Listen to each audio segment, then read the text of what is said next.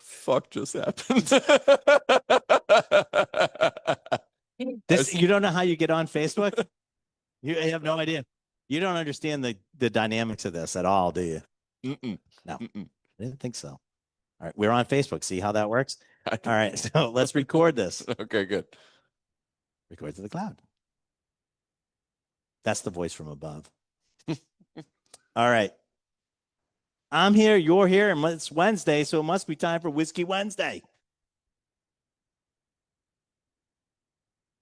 Nick's here.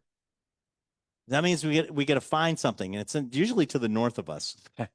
It's found north. You guys are for a special treat tonight. Nick and his brother and Sammy and Phil and everybody else there and Chris have done it again. They're about to release, and you guys are going to be some of the first people to try it. Batch 12, and we're going to try that tonight. But and this always becomes an issue with us. It's like, oh, I want to do a tasting. That's great, Nick. What do you want to do? I don't know. We don't have anything. We don't. Yeah, we have one thing. So Nick has set up a couple things for you guys to try. Everybody give Giovanni back there a hand because he also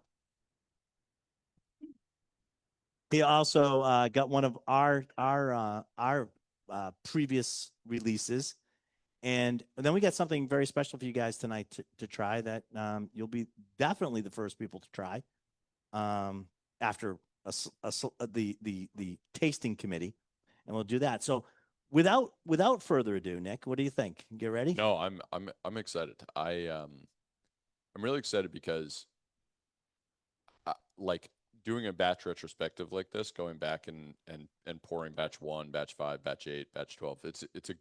It's a good sort of marker of how Found North has changed. And it's really funny to basically be like, we launched 5 years ago. It's like, how much could you change in 5 years? And in some ways, 5 years feels like nothing. But then you have a kid, right? 5 years is a long time, buddy. I don't exactly. It's so. incredibly long. Let's not. No. There's pre-kids and post-kids, and they're different eras of my life. Right. Exactly. But there's also pre and post Found North, and they're different eras of my life. And going and looking back at these and just seeing, it's not just that the whiskeys have changed, but the whiskeys have changed at the same time that our perspective of whiskey has changed.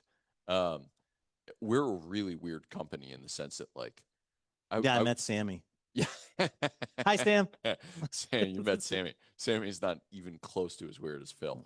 And That's true. But, but, you know, we're a weird company in the sense that none of us worked in production before we started Found North, and that may seem like it doesn't matter, but I was I was listening to Lou Bryson's book, the Whiskey Master Class, which I absolutely adore. And I was listening to it, and he kind of, in the beginning of the book, he goes through the 5 major regions of whiskey production. So Ireland, Scotland, America, Canada, and Japan are the 5 regions he defines. And in those, he's sort of trying to profile the whiskeys. And what's really interesting is he interviews sort of it's Lumsden, it's a master distiller at Alberta, it's Don Livermore. He basically is hitting all the heavy hitters at all of the sort of major regions. They're also the guys that sort of like have set the bar in a lot of places. Totally. Right. And what's really interesting is, like, a lot of times he asks, like, hey, why don't you do it this way? And every single time they say, that's not how we make Irish whiskey. That's not how we make Canadian whiskey. It's sort of this, like, adherence to a flavor tradition and sort of a stylistic tradition. If you don't come from the production side, you don't give a damn about those sort of traditions. And so as I look back at sort of how we viewed whiskey, we didn't get into Found North with a mindset of, like, this is how whiskey should be made. It was much more of a mindset of, like, we had all been working in the industry on the sales side for decades, right? Like Chris, Sammy, they had an incredible amount of experience. I had a lot of experience. Zach had no experience, but that's neither here nor there. But all of us had, other than Zach, had a lot of experience in whiskey. And we sort of were looking at all the different styles. And when you guys are going to drink batch 1 first. batch one's hilarious because batch one is a rye, which we don't make anymore, which is just a testament to how much has changed at Found North in just 5 years. But when we looked at Canadian whiskey, I wasn't even interested in Canadian whiskey for the first 10 years of my career. Like Canadian whiskey wasn't something that I was like, oh man, Canadian. You weren't alone. I can't wait to make Right. Canadian whiskey. It wasn't like that. But when we launched Found North, we had a very simple idea, which was a lot of the best rye that was being bottled as American rye was actually from Canada. And we knew that consumers knew that it was from Canada. And so we were like, why don't we take Canadian rye and we'll make it to much more of an American profile, and we'll just be really blunt and obvious about the fact that it's from Canada. So we named the company Found North, right? It was like how much can we slap you in the face with, we bought this from Canada, right? We found this in Canada. And it was a very straightforward idea. And that was the sort of incredibly narrow scope in which we viewed Found North when we launched it. At the same time, we made batch two. So we made batch one and batch two at the same time. Batch two was very different. We'll get into that in a minute. And it immediately sort of changed our perspective. And as we go through this tasting, you're going to get a chance to see how the not just the principles and the things that we cared about as we were making whiskey changed, but also the scope got broader and broader and broader. And now, it's fun. We're going to taste these. I had no plan in tasting these last two. But these last two, batch one is a 3-component whiskey. I can't tell you the exact number of whiskeys that are in these two that we're going to taste, but they're over 40. There's over 40 whiskeys in these, right? Like that in and of itself is it's just a. So you take a number and then you multiply it by a certain number over 5 years and you get the answer. Right. Exactly. So 42. No. So it's pretty fun. So I think I hate going to tastings and not drinking whiskey. So I think we should taste the first whiskey. So this is batch one. It is a 3 whiskey blend. It's 66% rye, 30% corn, 4% malted barley, 114.2 proof. It was a blend of 2 different ryes, a 16-year and a 17-year rye that were aged in ex-bourbon barrels and then transferred into Hungarian oak for one of them, and Speyside Scotch casks for the second. Really weird. And a 20-year-old corn that spent 13 years in ex-bourbon and then was transferred into new American oak, I believe char level 2, for the final 7 years of its production. And I certainly will be talking about that type of maturation later. But this was what we thought we would be, right? By the time you get to batch 12, you're going to see that it's not what we are anymore. This is what we thought was not just it's just even a philosophy of how you're putting it together, how you totally. put components together. It's a whole different philosophy completely different that has changed. I mean, and it's rye, so you're hearing a lot of like as people get the spicy bite on the back of the palate. No, I'll have water on this too, and I would suggest adding a little bit of water to this one. This one actually, the flavors all of a sudden really, really pop out if you just bring this down a little bit. What's the ABV on this one? I think it's 57 and change. Yeah. I'm going to look right here. 57.4. 57.4. Well, 1? No, 0.1. Oh, okay. My eyes aren't that great. I thought Phil had gotten something wrong on the sheet again. Oh, yeah. I could have looked there, couldn't I? All right.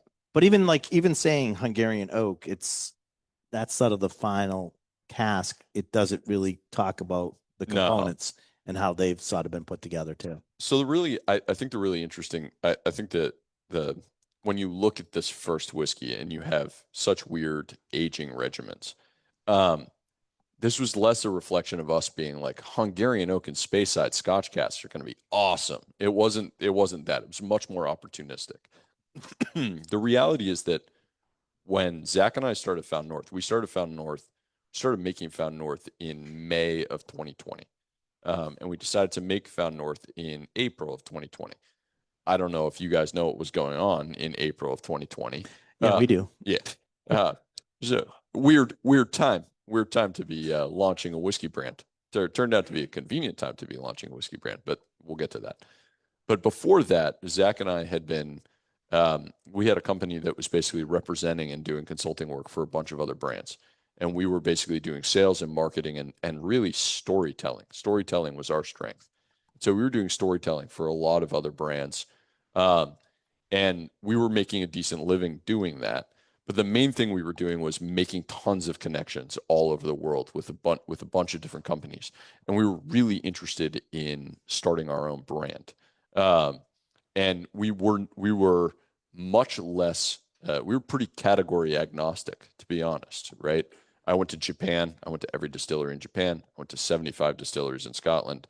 I went to every big distillery in the US. And there's a real consistency. One, they weren't willing to show us anything good. Uh, and two, Do you want to know how the secret sauce is made? yeah, yeah, No. no, and two, we quickly realized that you really need to have one of two things. You either need to have a lot of money or you need to have an incredible reputation, right? Um, you imagine when Rutledge was making um, Kentucky cream or whatever, the cream of Kentucky, whatever the hell he ended up Right. calling it, right? He didn't have any trouble getting access to good barrels, right? And he walked in the door, they were like, "Welcome, sir." When I walked into a distillery, they were like, "Who let the cat in?" Yeah. You know what I mean? Like totally no interest, right? Um, and so, when we when COVID happened, we lost every contract we had immediately. We couldn't do any sales. We couldn't do any tastings. We couldn't do any events. We've been working at this for years. I mean, literally like 3.5 years. And I remember I was sitting in my now wife's driveway about to leave her house. And I was talking to my brother on his phone. And he was like, do we just quit? We've been trying to launch a brand, but do we just quit? The market's a disaster. And we talked about it and we said we probably have about a year before we're completely out of money. So if we could launch something within a year, we could launch something. And he had just been to Whiskey Live in Paris that January. And we had talked to a Canadian producer and they had told us about some of the stuff that they had available. And so we were like, we had been flirting with this idea of, well, what about Canadian rye? Because we had no interest in any other style of Canadian whiskey. To be clear, I was just like, yeah, they make good rye and nothing else. I knew nothing about Canadian whiskey at the time. And and and he was like, we talked about the rye idea. We were like, this is a good idea. But when we actually approached them about buying barrels, they're like, how much do you want to buy? And we were like, 4 or 5 barrels. You know what I mean? And they're like, are you kidding? The minimum buy is 20,000 liters. It's like, what are you talking about? And so they started showing us some stuff and it was the worst of the worst of their stuff. And we were like, can you show us something else? And we couldn't get through that barrier. And we were talking, and Zach and I were talking just one random night, and he was like, how do how do big distilleries develop new ideas? So this has whiskey in it that was aged in Hungarian oak for a couple of years and Speyside Scotch for a couple of years, right? And he was like, he didn't, it wasn't these specific components, but he was like, how do these distilleries develop brands and develop new ideas? And the reality is that if you're a big producer, you don't walk to your boss at Diageo or wherever and say, "Hey, we've got this idea. We're going to age things in Hungarian oak. We have no idea how it's going to taste, but we'd like about $5 million to develop this new product, and we hope it works." Right? Like nobody does that, right? What they do is they take a couple barrels worth of 13-year-old rye and they throw it into Hungarian oak and they see if it works. And if it does, maybe they develop a brand, right? And so then they develop a brand and then they go and they say, "Hey, this is the profile, this is the commercial fit, et cetera, et cetera." And I was explaining this process to Zach and he goes, "Yeah, but what happens to those first 5 barrels?" And I was like, "I have no idea." Geo to line one. He's off. He's off. He's off like a shot. But he was like, I was like, that's a really good question because it's too small a volume for them to do anything with it. It's not going to fit for the profile that they're now developing, or if they never develop it, like Right. what the heck happens to it, right? And so we went back to this distillery and we were like, hey, what's every weird experiment you've done over the last 5 years where you have these like 2 to 8 barrel parcels that you can't get rid of? You can't sell them to anybody because nobody wants to buy them, And right? can't hide them. You can't hide them. You can't stick them in anything. You can't build a, and all of a sudden it was like, and they sent us 16 whiskeys. I remember the original 16 whiskeys. They sent us 16 whiskeys. They were so cool. Most of them were bad, but a couple of them were absolutely delightful. You wanted what we didn't like. Here you go. Yeah, exactly. It was like you wanted the stuff that didn't work and the stuff that worked that we can't get rid of. And that's how we started. And that's how we made the first batches of Found North. And I invite you to taste the next thing, which is batch 5. So for the beginning, the early days of Found North, the only things we could make were these random parcels that we were getting access to. Well, but it created another problem in not in a bad way. It Yeah, created the another optical problem way. because now all of a sudden, if you liked it or you had it, did anybody start at one? Start buying at one? I did. It's one of those type of things. I only have so much of it. There's no like, oh my God, I got, is none of these like, holy crap, we got 20,000 cases of this and I don't know how we're going to sell it all. It's like, we only have this much, get it out the door. 1,300 bottles. Right. That's what I'm saying. Get it out the door. So, it's one of those type of things where you can concentrate very, very good on a very small amount and work with people that know that you're going to be like us and other people that know that, okay, this is going to grow and I want to be there and I'm going to help you along. Totally. It's on our Instagram somewhere, but there is a picture of us, Zach and I, delivering the cases to Julio standing on the loading dock and the excitement we had to be delivering 5 cases somewhere. It's just like, oh, baby, 30 bottles. Are you kidding? I mean, it was like the biggest order of the year. We went to McDonald's right afterwards to celebrate. Yeah, exactly. Exactly. But Ryan's right. Like it created non-problems for us. It created problems. It created obstacles that ended up being this sort of good thing.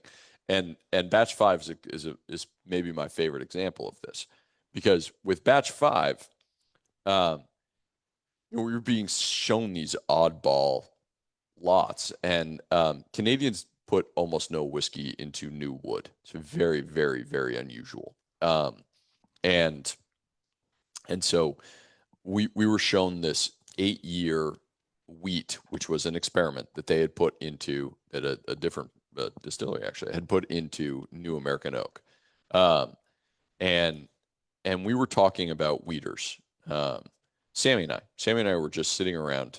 Sammy's our head blender. He's one of the original sort of partners at Found North, and an old friend of Ryan's. And Sammy and I were sitting around and we were discussing what we could make. And we were talking about wheated bourbons. And I like, and he likes, very few wheated bourbons. There are only a handful of wheated bourbons that we really like. And we were just philosophizing, as 2 drunk assholes do, about why we didn't like wheated bourbons. And we got into this conversation, and I broke it down and I said, the problem with wheated bourbons is that wheat as a grain shows better young, and corn as a grain shows better old. Wheat, as it gets older, tends to get washed out by new wood characteristics. Barrel character comes through earlier on. Barrel comes through earlier and stronger, and after a while, you just don't taste the wheat anymore. Whereas spicy, actually. Totally, eventually. I mean, but because it's from wood. But corn shows really well as it gets older, and when it's young, get graininess. Yeah, it can be really grainy. And we were sitting there, we're staring at this 8-year-old wheat that was in new American oak, It was absolutely delicious. And we were like, we got this 21-year-old corn and this 8-year-old wheat. Let's just blend these two together and make our own Canadian version of a wheater. Let's see if this has legs. Well, it's basically a deconstructed mash bill. Totally. It's completely deconstructed. And we were just like, well, the advantage of Canadian whiskey is that Canadians make 100% corn, 100% rye, 100% wheat, 100% barley. They ferment, distill, and age them separately. And then they let the blender mix and match whatever they want to make. It's like a million times more complicated than that. But you get the gist of it, right? And so we sat down, and I'm not kidding. We were like, what about 75-25? 75-25 tasted incredible. And we're like, all right, what about Dialing it in 70-30? Yeah. And it also tasted incredible. And we're like, well, these are both great. What if we split the difference? And we went 73 27, 73% corn, 27% wheat. And we were like, I think we have a whiskey. I mean, we made batch 5 and batch 5 was done. Just to give you a sense, it took us 9 months to make batch 1. It took us 25 minutes to make batch 5, which was just it was one of those sort of happy accidents. But it was also one of those forcing functions where it was like, we're trying to work with a limited number of things. We're trying to be creative, and we're trying to make something interesting, and we're trying to solve problems that we see from a flavor standpoint in whiskeys that we like or dislike. But the other part of this is that you don't, sort of the beauty of what you guys are doing is you don't need to make a consistent whiskey, right? No, it's not like, oh, I got opposite. this core brand and I have to make these. And then from there, I will do like an LTO, and then it's all LTO. It's all LTO. It's all LTO. It's you get it until we're out, which is usually about 12 minutes. Totally. and I think for us, I think we were excited about that, and we were excited about the prospect of, just having maximum freedom that comes with no expectation of having to recreate the same thing.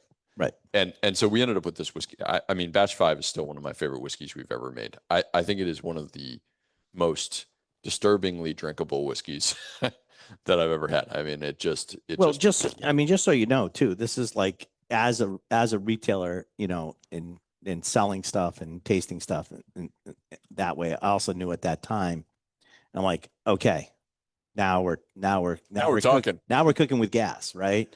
Now, and then it becomes this. So you pulled the rabbit out of your hat. What do you do next? What's the uncle? What's next? Right. But it's also like, okay, as these guys get more product that they can, screw around with, we're expecting we're on the right path. We know that there's going to be better stuff coming. So I think the really fun thing was, I think the really fun thing was in the first 6 batches, we were using 100% components that we were buying as is effectively. And so the space between like purchasing the whiskey and bottling the whiskey was very narrow, right? It was like purchase the whiskey, blend the whiskey, bottle the whiskey, right? And we weren't really doing anything else with it. We didn't own a lot of the space. I me's an enormous amount of creative space within blending, but honestly, within whiskey making, there's so much more. When we get into batch 8 in a second, that was when it started, and then by the time you get to batch 12, like batch 12 is an 11 component whiskey. So this is a 3-component whiskey. This is a 2-component whiskey. Shit. Batch 8 was I think it was a 4-component whiskey. Batch 12 is an 11-component whiskey. Not only that, of these 11 components, we re-racked 8 of them. One of them is what we call component blend, which I'll talk about. So really, we re-racked 9 of them using 4 different cooperages and 5 different wood types. Right, like by the time Yeah, we but now you're playing with it. You're Totally. like, okay, now I have Between- enough of it. I have to do like, and we've aged some of the whiskeys in right, here for years. Like the right. time between buying and blending and bottling now, right? We've gone from Fan. here to here. And we've really learned a lot and sort of and really changed the process. But I do want to take us back all the way before we taste batch 8. Um, all the way back to actually batch 5 for a second and batch 2. You say that when with batch 5, but like, oh, now these guys are cooking with cooking with gas. But for us at the time, uh, we were releasing batch 5 was an 8-year-old Canadian whiskey that we were selling for $130. Like no one was selling nobody was selling Canadian whiskey like this. Nobody was selling a Canadian whiskey, an 8-year-old age statement for $130. We genuinely we followed the rule that is the dominant rule at Found North, which is and has always been and always will be, which is just basically like forget everything else, make sure the liquid's good, right? Like you can kind of get over every hump. You can argue about price. You can argue about what it is, everything. but you can argue about everything. But if the whiskey's not good, you lose the You're argument. done. And for us, it was even worse because it was like most of the way, not in Massachusetts, very different because we were all in Massachusetts, right? Like the team at Found North is my brother and I both born, grew up here. Sammy, born, grew up here. Chris grew up in New England. Phil, actually, he was born in Seattle, but he grew up here. Like our entire team is from Massachusetts. And we had between 4 and like 12, 15 years of working in this market. So a lot of people bought Found North in Massachusetts because they had heard of us. They knew who we were when we came in and we said, "Hey, this is what we're doing." People threw us a bone, even though it was Canadian whiskey. But outside of Massachusetts, the primary way that people found our whiskey was hilarious. Was people poured our whiskey at tastings, asked people if they liked them, and then when they said yes, they said, "Ha ha, it's Canadian, sucker." Right? That was like the primary way that people were discovering Found North. People were enjoying the fact that it was Canadian because most people believed that Canadian whiskey couldn't be good. Um, at least in, Canadian whiskey been the number one selling whiskey in North America from 1865 until today. So it's not like people don't drink Canadian whiskey. But if you're here, Yeah, most of that's blends though, so it's going to be a different story. not just that, most of it is like $12 to $20 a bottle. But the reality is that like if you're here tonight, you're a different ilk of whiskey drinker. Oh, there's a lot of different oaks here tonight. I can trust you on that one. Yeah, for sure. Right. But who here's ever had a bottle of Black Velvet? Wow, more than I expected, to be honest. Was it on a dare? Raise your hand if it was on a dare. Was it what you could pilfer from your All right. father's liquor cabinet? Who here's ever had Yukon Jack? All right. All right. My grandmother-in-law's favorite drink.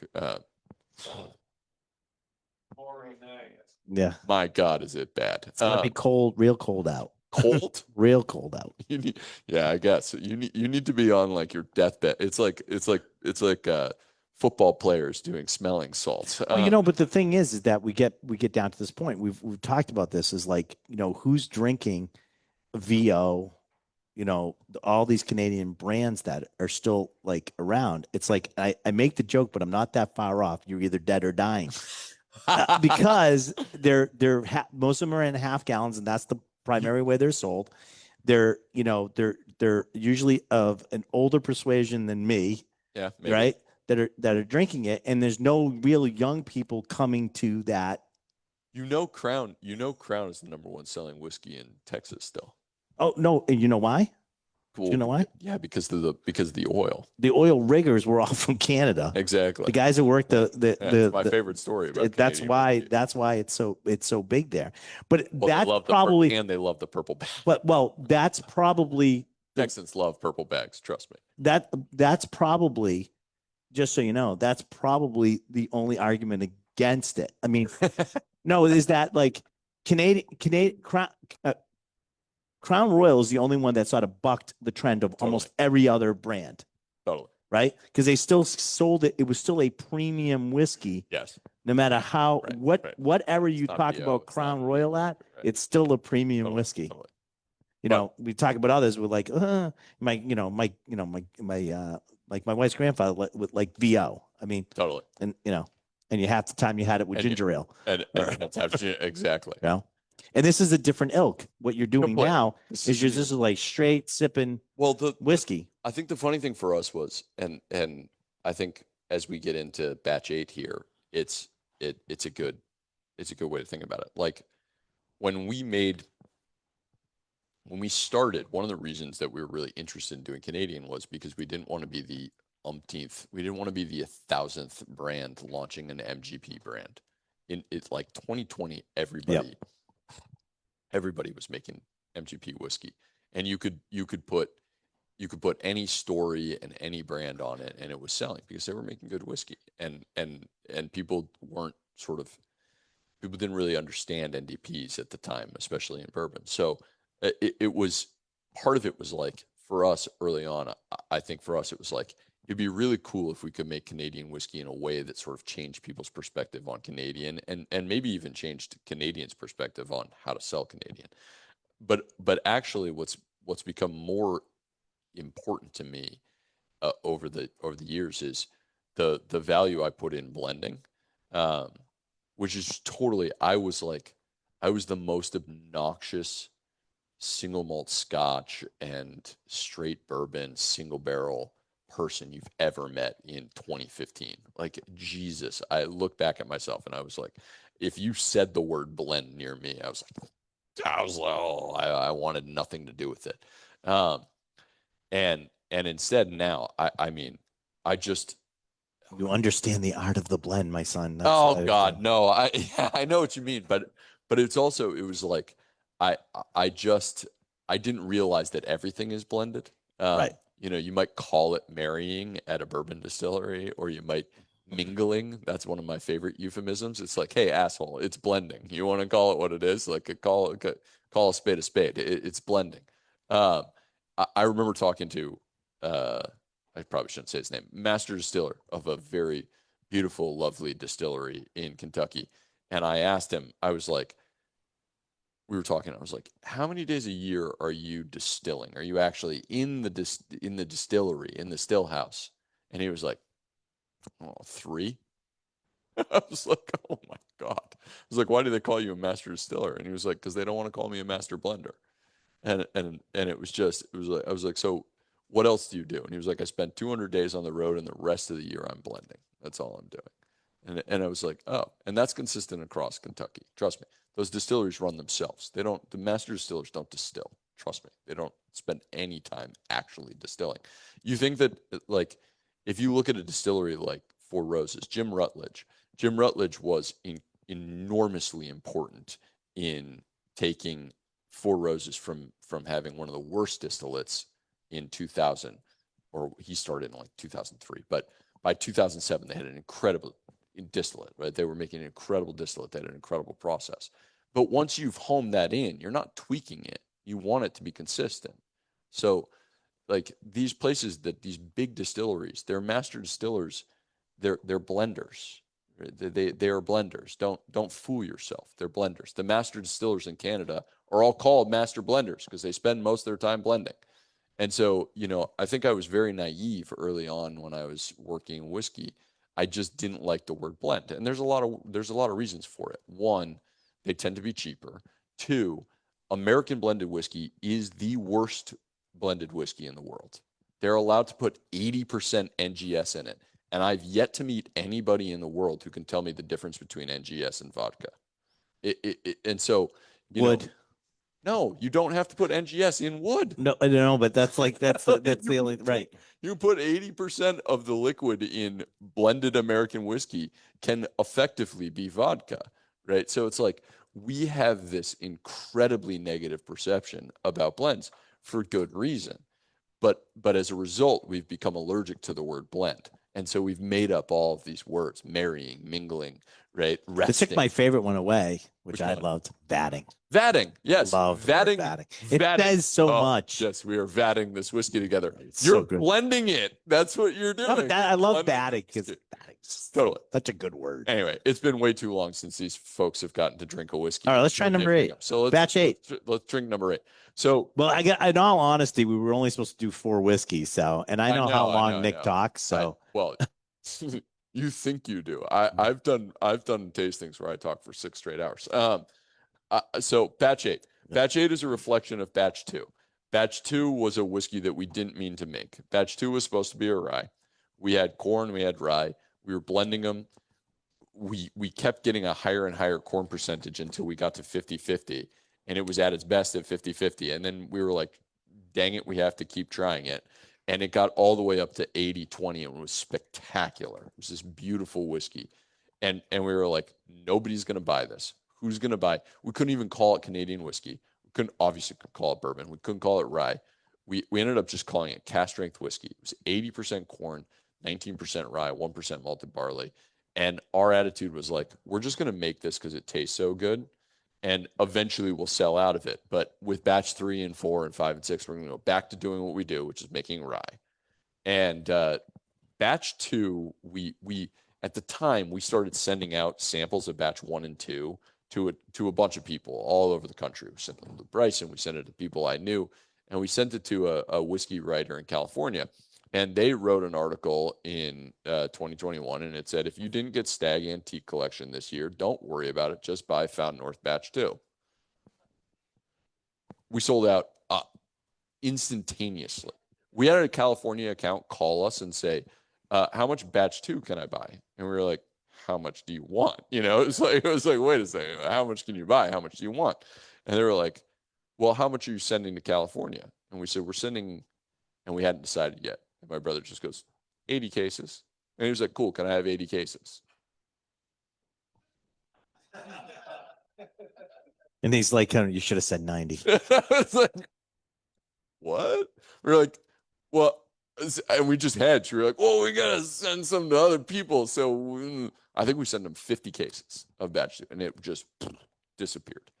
And we were like, wow, I guess we got to make a whiskey of that style again. So when we came out with our next releases, it was batch 3, which was a rye, batch 4, which was very similar style. And batch 4 ended up winning the John Barleycorn Canadian Whiskey of the Year, and people went nuts for it. And we were like, I guess this is what we make.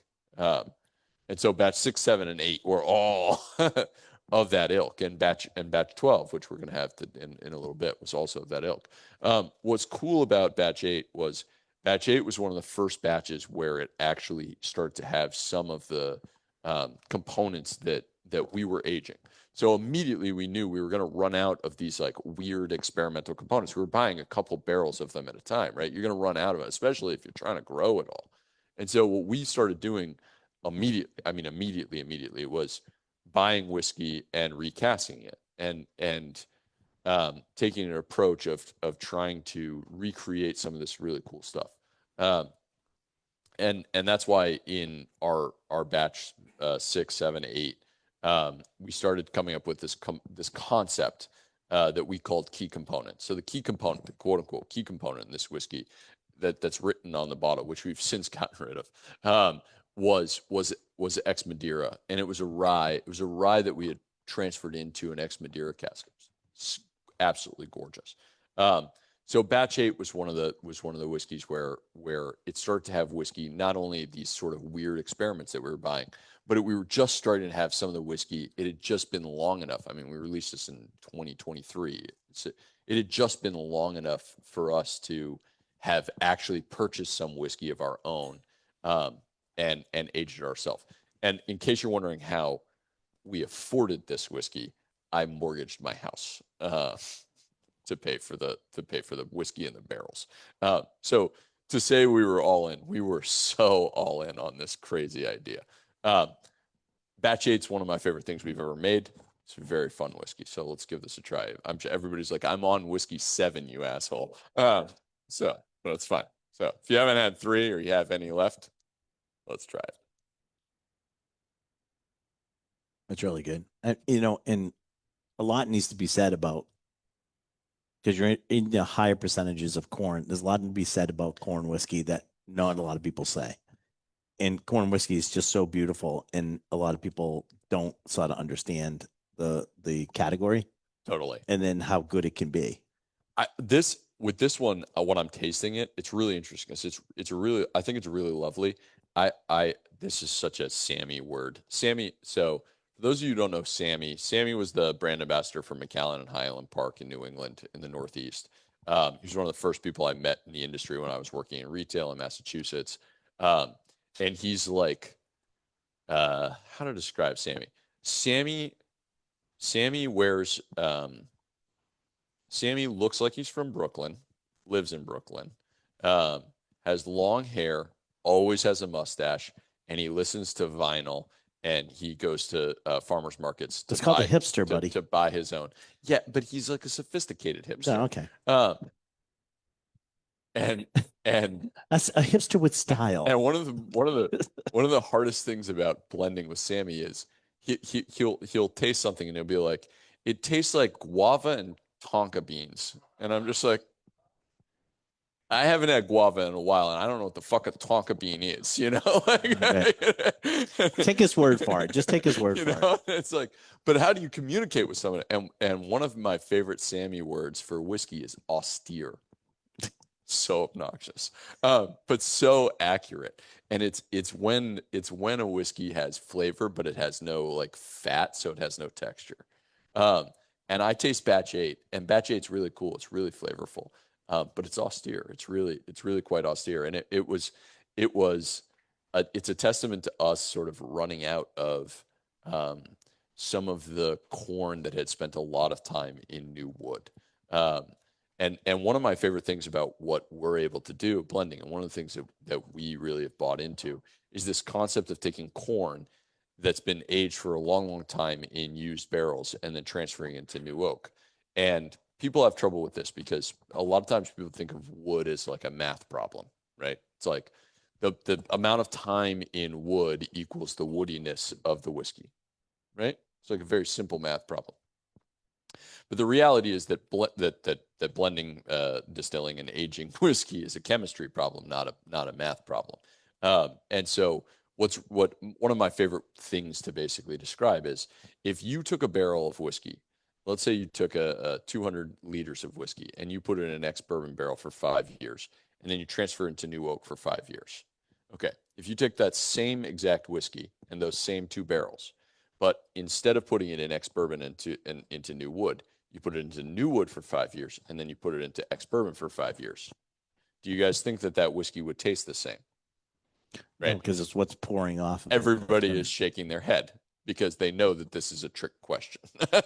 Right? No, but people are smart about this because it's what's really happening is you're creating basically a chemical environment. The barrel is a reactor. It's adding oxygen. It's doing all of these different things. There's a finite amount of oxygen. The oxygen wants to react with certain things that are in the barrel. What's in there dictates to what happens to the whiskey. And one of the really lovely things that we've discovered is when we take these corn components that have been aged for a very, very long time in used oak, actually the lack of lignin, tannin, all of the extractives that you get from new wood has allowed all of these really lovely compounds to develop. And then when you put new wood on top of those react differently than if you put new make into new wood, right? Your starting place is completely different. And so the dynamism of that new wood expression, 18 months in new wood at the end of the aging process, as opposed to 18 months in new wood at the beginning of the aging process, is completely different. And it creates this incredibly lovely texture and dynamism. And we figure that out relatively early. And it's something that we've been developing. I don't, you guys, I'm sure you guys haven't been like glued to our sort of release calendar for the last few years. But we basically got to batch 8 and 9, and we really slowed down on batch releases because we were waiting for all of these corn components that we were putting into new wood to actually mature. And so this whiskey has 16-year-old, it has 19-year-old, it has 20-year-old, it has all of these old whiskeys, all of these different aged whiskeys that we put into all of these different new wood types at the end of their maturation. And we were just waiting and waiting and waiting and waiting. And it ended up giving us all of these different qualities of new wood, not just like, not new wood statically, but new wood when you take a 16-year and you put it into a 24-month Cooper's Reserve ISC barrel that is a heavy toast char one, that will behave completely differently than a 20-year-old that's been in a Kelvin cask, et cetera, et cetera, et cetera. And that's how we ended up with batch 12, which I hope you all still have a little left in your cup. But that's how you end up with batch 12. And it is, I don't know if you have any 8. You can go back and try the 8, but 8 is very austere. It's delicious. I love 8, but you taste 8 and then you taste 12. 12 is just a representation of a completely different evolution of Found North, a completely different way in which we're viewing how we make the whiskey. And it wasn't a matter of, no, I mean, we've learned a lot, but also when we were making batch 8, we literally just didn't have the ability to make batch 12. Yeah, but you have it's two things. You're learning and the palette you can paint with is bigger. So you have more whiskeys, you have more things going into things that the palette that you can paint the next whiskey with is exponentially bigger than it was when you started on batch 1. I mean, when you taste, I don't know, are people able to taste 8 and 12 next to each other? Yeah. And you see sort of a thin, sort of 2-3-dimensional whiskey versus 12, where you're like, wow, the layers on this are it's just completely different. I get this like cola nut finish on this thing. Totally. Right.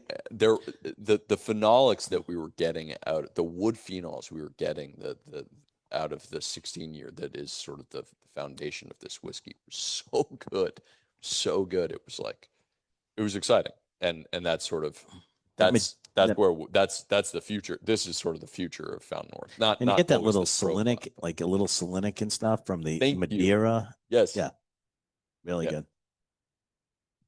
Everybody get that? I usually don't like to lead people down the primrose path, but I always feel if it's sitting right there, it's fine to say. All right. So the really cool thing about working with new wood is, and this is blending in general, sweetness. So sweetness is one of those words. I like to, all right. This is going to be the dumbest thing I say today. So just everybody bear with me. I've been with you a little bit longer than that, so I know it's not, but go ahead. We'll see. We'll see. I've only said a few dumb things today. That this one's going to be my wife will tell me this is not the dumbest thing I've said today. But right. No, this is the dumbest thing I've said today. But so everybody bear with me. Sweetness is a word that I like to equate to happiness, because like there's a million different types of happiness.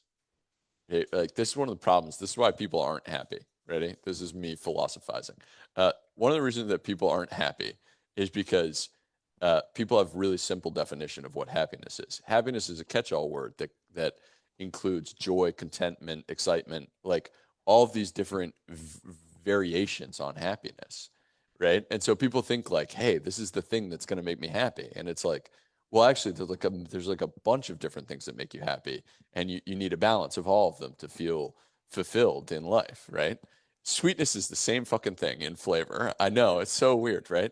But like, there's a huge difference between, you go to a diner and you pour a sugar packet, you get that super confectionery sweetness, or you get like a deep, rich molasses, or you get kind of the caramel sweetness. Like sweetness manifests itself in so many different ways, and it's one of our favorite flavors. But bourbon and whiskey people are terrified to say the word sweet, because as soon as you say, people want their whiskey to be, but the reality is people want their whiskey to be sweet, and it's but so they funny. want their sweetness to be dynamic. Yeah, but it's so funny because like that is people try to pull away from that thing. Is like, we grew up on sugary cereals, and to have like, why is bourbon more popular here than it is anywhere else? Because our European cousins grew up on like gruel for breakfast. And there's more savory and more savory tones, and they Totally. tend to go for that. But we sort of like that little bit of that Totally. tinge of sweetness. You know what I mean? That tinge of like it being a little bit sweet. So No, it doesn't have to be a lot. totally. So this is where sweetness. This is where blending becomes cool. This is actually where blending. I've advocated for blending, and everybody is sitting there with their NGS, mindset, and they're like, I don't like blends. I like Found North despite the blends. No, but Well, here's you're not using it yes either though, so that's I'm okay. not. But here's actually where blending gets really cool, and I really feel this way. Um, with something like sweetness, uh, e- flavors. It's not just that they balance each other; it's that they actually give each other rope. So imagine, I think of this all the time. Like imagine you have sweetness, right? And if it tips too far, if you get too sweet, the whole thing falls over towards the sweetness, Talk right? about balance. So, so what holds the other side of the rope that gives sweetness room to get further and further away from center? The two flavors are bitter and salty, Yep. right? And it's one of those enhancing things too. And so it's one of those things where it's like when you blend and you find a component that is giving you at the same time that, and we think of whiskey, just to get really geeked out for a second, we think of whiskey as having four quadrants. So we don't subscribe to the nose palate finish. We never talk about nose palate finish. Because we don't blend for nose at all. I couldn't give a rat's ass about the nose of a whiskey, to be honest. The problem with nose is usually a nose has to be compared to another nose. Like, like when you have like 3 or 4 different whiskeys, and if the other whiskey's not there, then who cares? For me, the problem with nose is that it's never the thing I remember about the whiskey. I when I drink a whiskey, I might nose it and love it, and then if I taste it and I don't like it, what I think to myself is had a great nose, but it was not a good whiskey.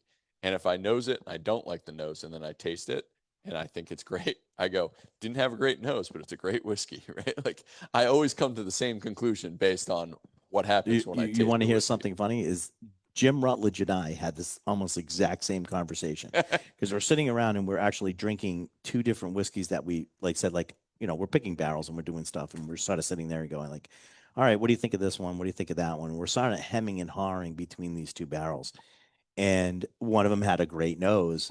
And the other one, I just but it finishes. And we had this conversation of what makes a great whiskey.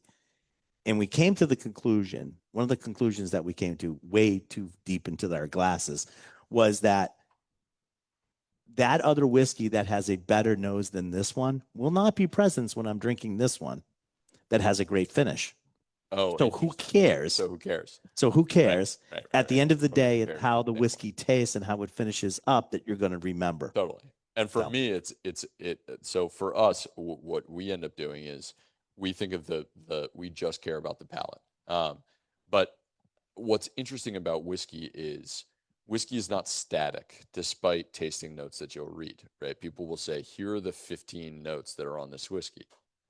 And what that gives you the impression of is that it's very static, that those flavors were all present and then they were gone.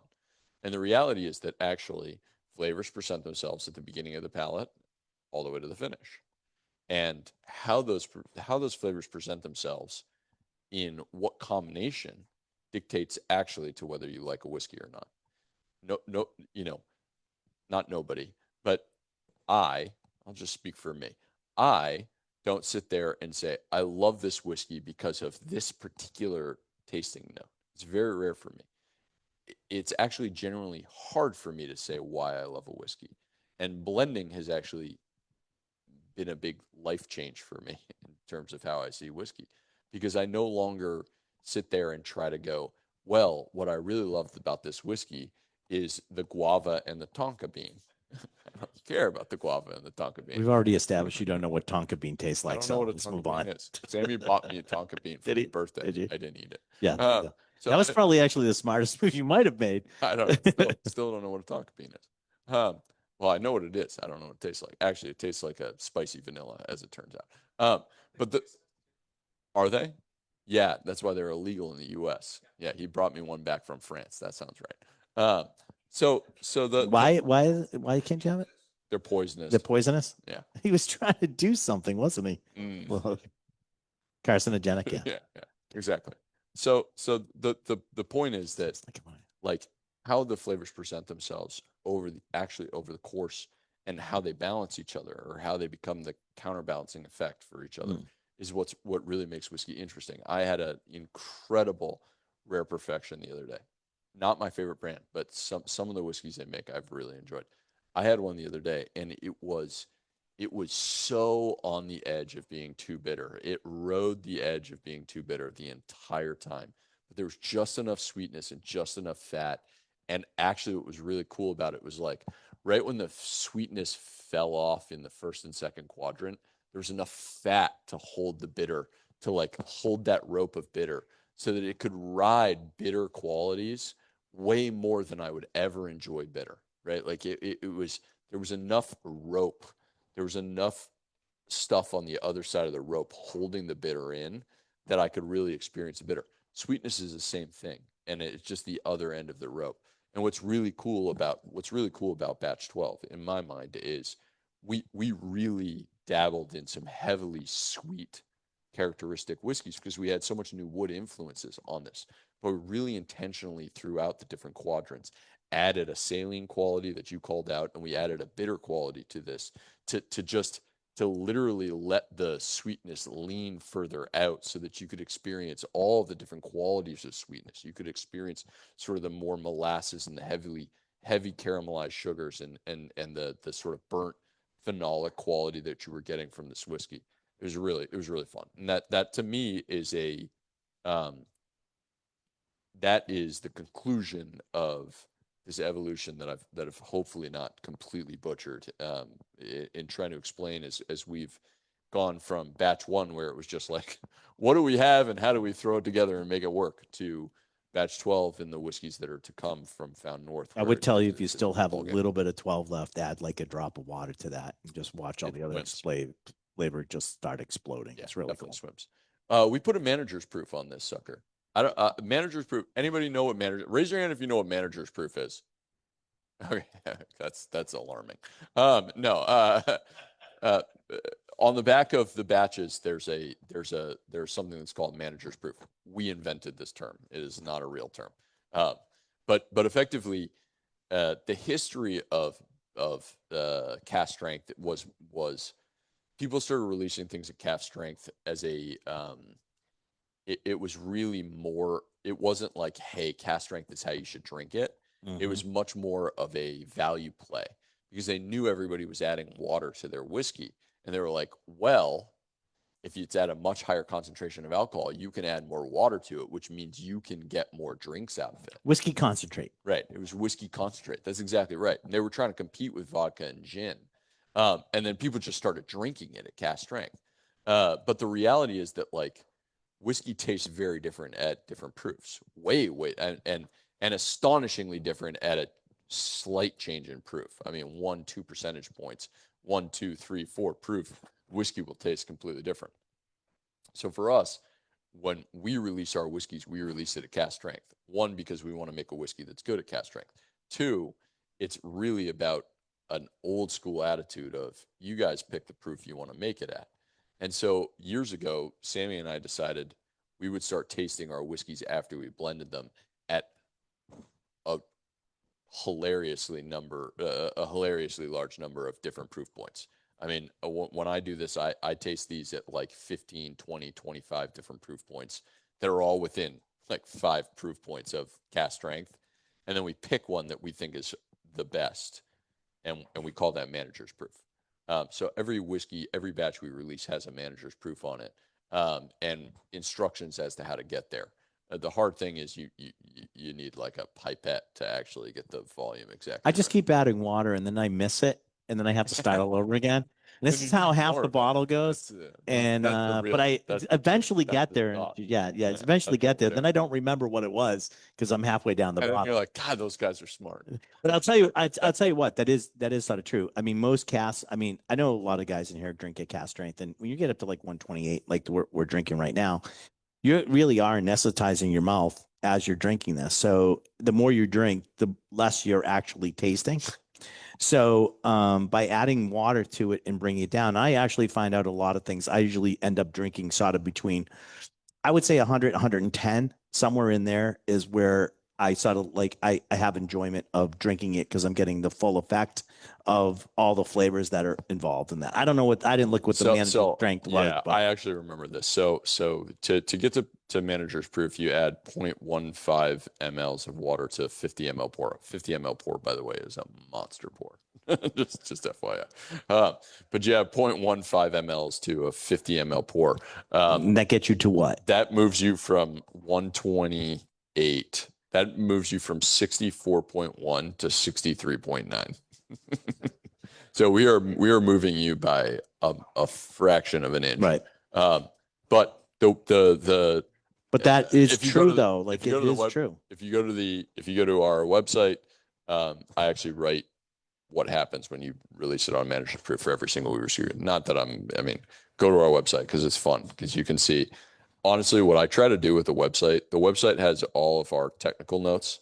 So if you've ever gotten an email from, I'll say us, but it's really from me. If you ever got an email from me and you're like, What was he smoking? What was this guy tripping on when he wrote these tasting notes? For me, that's me literally having fun. It's like I just want to have fun with it. But we actually have our lab notes in there. We have the why we made the whiskey in there, which I think is actually really important. It's kind of like what's the point of this whiskey? Right? We don't make a whiskey without having some sort of intentionality behind it. It has manager's proof, and then actually I put in there my notes on what manager's proof does to the whiskey so that you can see what to expect.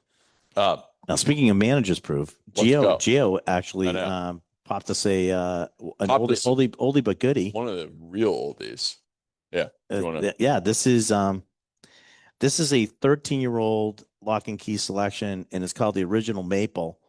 And it was funny because it was aged 13 years, and not many people know this since we're doing our good friends to the North Canada. The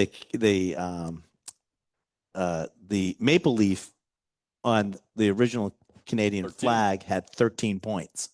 So that's the 13 years, and there's actually a 13-point Canadian leaf on maple leaf on here.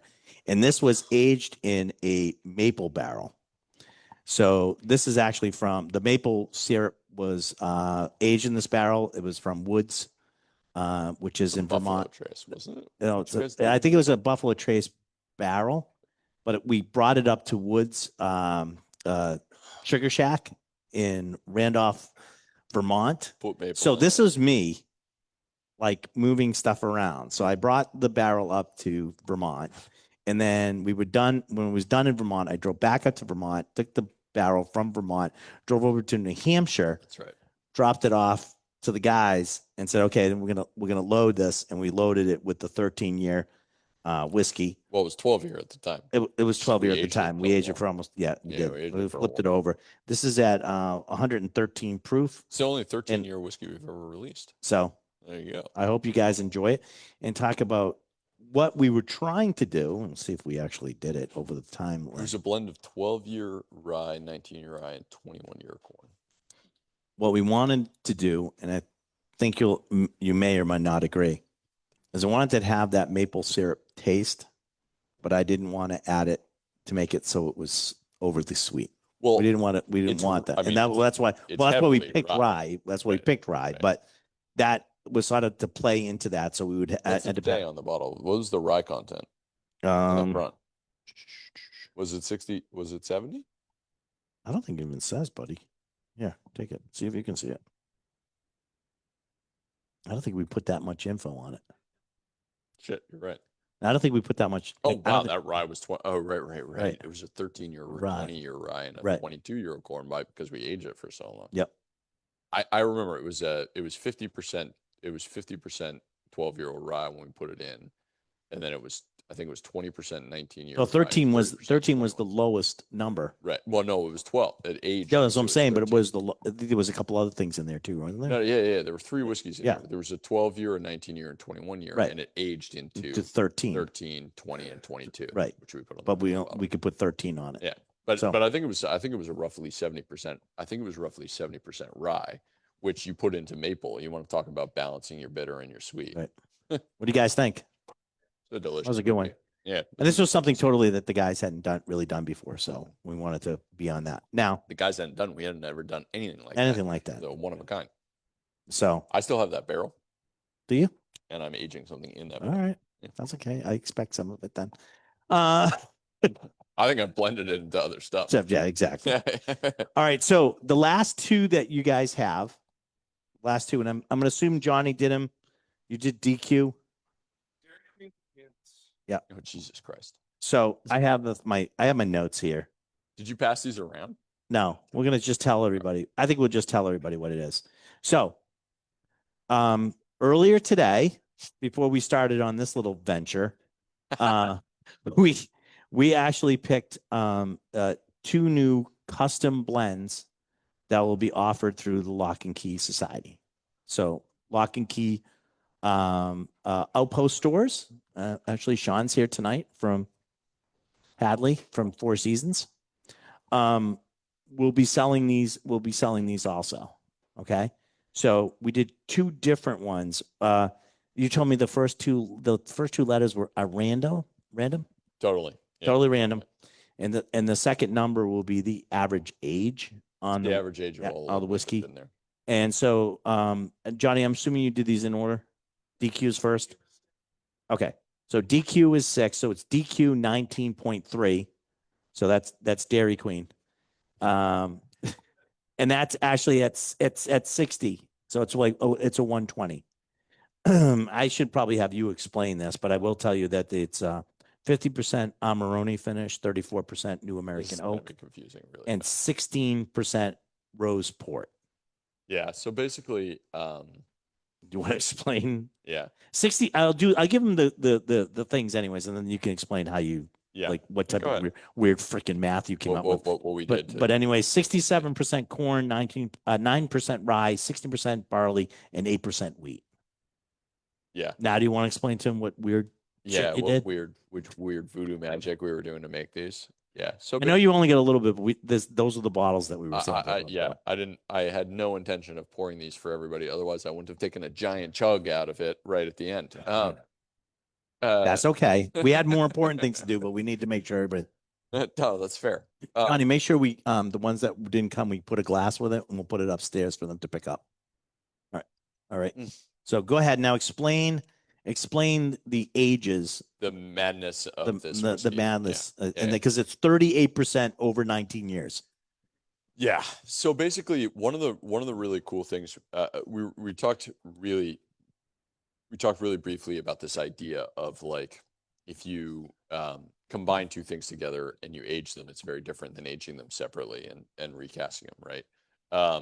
And what you're doing is you're completely changing the chemical environment. And what we learned from doing the original single barrel program and the high altitude collection, the birds, as people usually say, is that actually by combining components before you recast them, you can make much better whiskey. You can really make really interesting whiskey. So we were talking earlier about, I just did my hands as an example, this idea of like here to here and then bottled, right? And all of this space in between. So some of this space in between has really been dedicated to component blends. So batch 12 had a component blend in it. It had, there were 5 whiskeys that we blended together and then recast into French oak. And effectively what we're doing is just, we're setting a better stage for the further maturation. And this has become a huge part of our process. We have dozens of these component blends now. But as a result, when we make something like these private peaks, these private blends, there's like 40 whiskeys in here, right? Because it's like it's actually the component blends embedded into component blends, and so the difficulty of trying to literally just capture to a consumer on the back label what is in this whiskey when there are 40 some odd different whiskeys in there some have been combined and some haven't, became extremely complicated.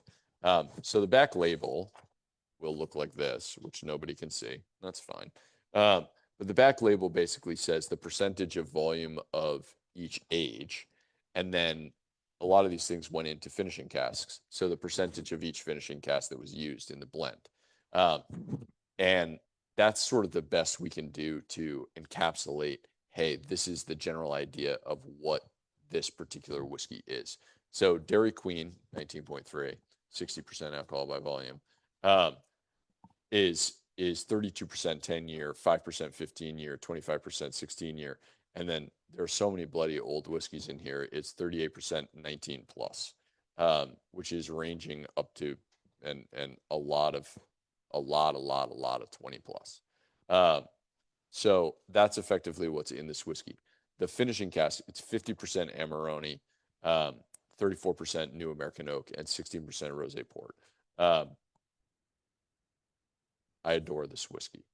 We are not making very many of these. I always wanted to do this. I always preferred this over single barrels for a couple of reasons. I've never tasted a barrel of our whiskey and not immediately gone, what could I do to make this a little better?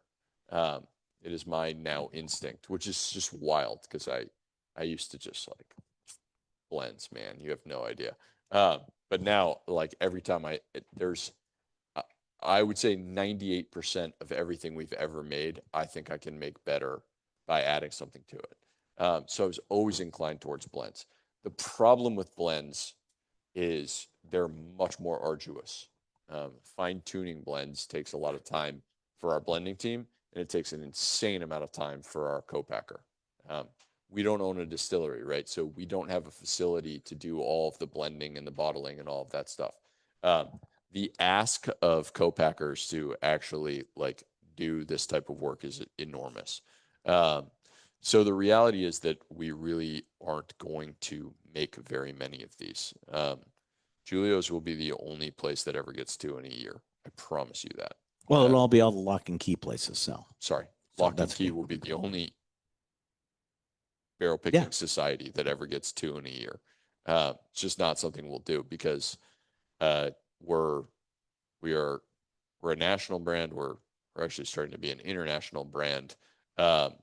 We have, I don't remember, Chris will know what it is, 35 markets or whatever it is in the US and markets starting in internationally. And we probably can't make more than 60, 70, 80 of these a year. If we make 80 of these next year, that would be shocking. So these are going to be, unfortunately, pretty unusual to make. And these are 2 of the original tranche of single blends that we've actually made. Do you guys like it? DQ's awesome. DQ, I think we're going with Dancing Queen. Oh, Dancing Queen. You know I'm a competitive ballroom dancer, right? There you go. Yep. Yeah, We I am a dancing queen. Well, there you go. You have no idea. It's a little TMI, but Whatever. anyways, so to be decided what we can actually customize on it, but it will be a Lock and Key release. And the next one that we're going to do is I like to call it Orange Pajamas, but it's PJ 18.5. And this one here has 64% orange liqueur. Do not say what it is. I am not. Not allowed to say what it is. It's yo ho ho. I'm on the ocean.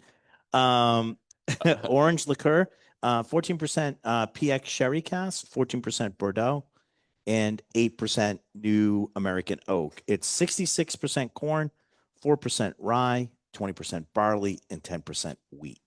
Now, I want to tell you also, by the way, there's only 20 cases of each of these expressions, so there'll only be 20 cases in the wild. So at Lock and Key stores. So it's not going to be, they're not a big release. No, sir. And if you want to go 32% 10-year-old, 43% 16-year-old, and 25% over 20-year-old. So that's why it's PJ 18.5, the average, and it's 60.2 ABV. So a little over, 120.4. All of them were in the the pretty much basic range of 60%. We made a couple that were up to 65 Yeah. that we didn't taste today. Yeah, but It just know, happened. But most of these end up between. so 50 that's the now. last. So the last one is Two. PJ 18.5. Pajamas.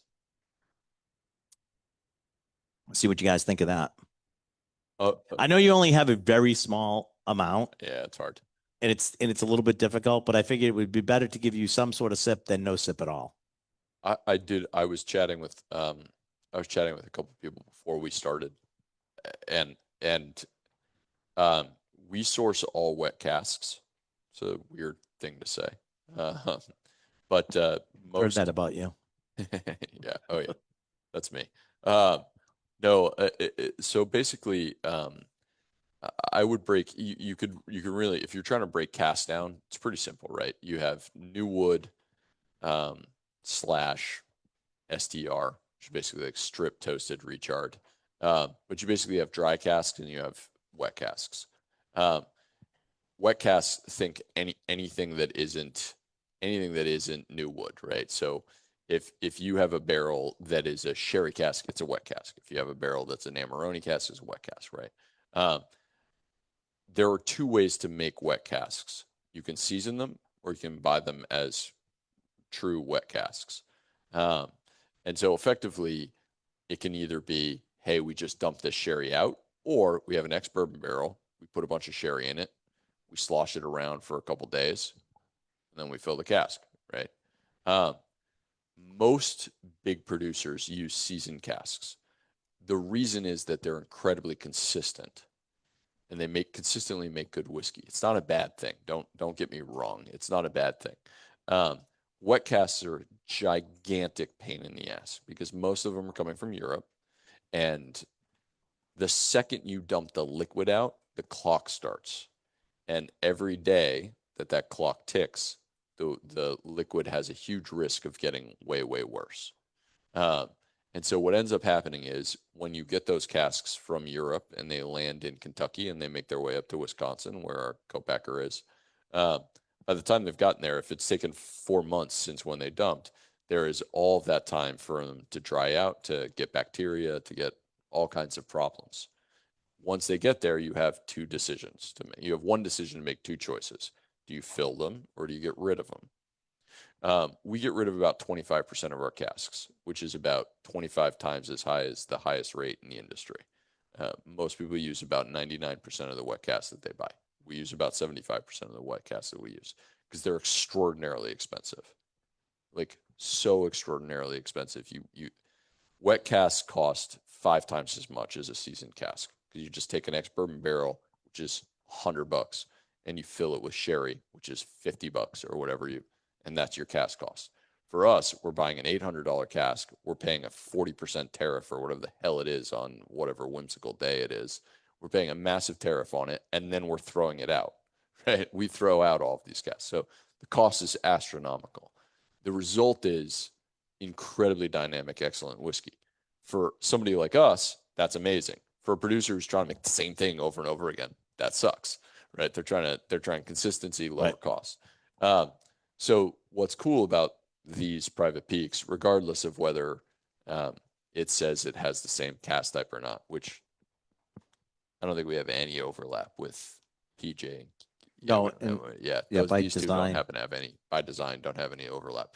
But the cool thing about these are the process for us purchasing them is Sammy, our head blender, actually flies to Europe, inspects all the casks on that side of the ocean. When they land, he flies down to Kentucky. He inspects them again. Then when they get there, he approves which ones get filled. Then after they're filled, we probably not throw out, but honestly, I'm sitting on like 4 dozen casks that we filled that then just were not acceptable to make any whiskey with. I don't know what the hell to do with them, except for like pray that they turn a corner, which none of them have ever turned a corner. So I'm just sitting on like 50 casks that I'll never use. So our process when it comes to European casks, which is mostly where all these weird wine sort of interesting finishes comes, is genuinely our highest cost. It's the number one cost for us from a production standpoint. but the yield is just so cool that, and we don't have a board. So I don't have to listen to anybody else. no, Zach and I own like 90% of the company. There So you it's like, we sell them for furniture. Yeah. Yeah, you can't do much with them. No, we resell them. They land. We sell them for 5 cents on the dollar. Yeah, Literally. because you just So 5% of the cost we get back. They're useless. there could be a variety of different things. You can get like you can get most of what you get is like is an acidic quality. Yeah. Especially because most of the interesting stuff that you want to fill into is wine.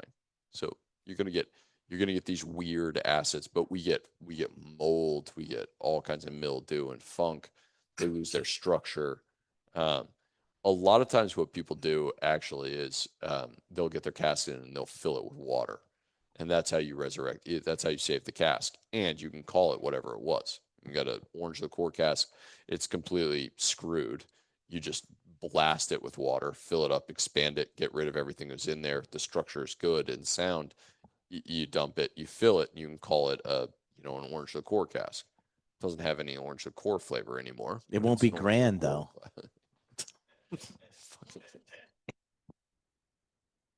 Hi everybody. What'd you guys think? Yeah, general merchandise. Yeah. What'd you guys think of PJ 18.5? Yeah. Good. I'm glad you like it now that I'm gonna get sued. Don't get sued. Didn't say anything. You might think it was a mariner on the ocean. What? Yeah, okay, just out of curiosity, who liked number 6, which was Dancing Queen? Dancing Queen, okay. And who liked Orange Pajamas? See? Yeah, like Told 50, you, 50-50. 50-50 is my favorite thing when we do this. Yeah, exactly. My favorite thing is when Who liked both? it's a bad sign when you're a producer. There's nothing worse than put you asking down. and everybody raised their hand for one and everybody's like, No, that other one, the other one sucks. You're Yeah, like, I don't like weird. that one. Not good. So I'll go over it when we finish up tonight. First of all, I want to thank Nick for coming tonight. No, thank you.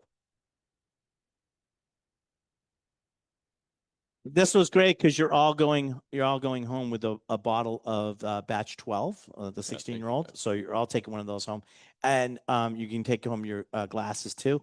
So those are on Nick. The glasses are on Nick. If you see a glass at another spot that isn't filled and you want it, grab it. Just grab it. All right. We're going to say goodbye to everybody on Facebook. If you ever want to see this, you can go to our YouTube page, which is It's the Liquor Talking YouTube page. And that will usually get up. Our cousin Vinny usually gets it up like the next day. So you can see that going on. I want to thank everybody for watching online. Which is great, but you should have been here because it really was awesome. So thank you, everybody.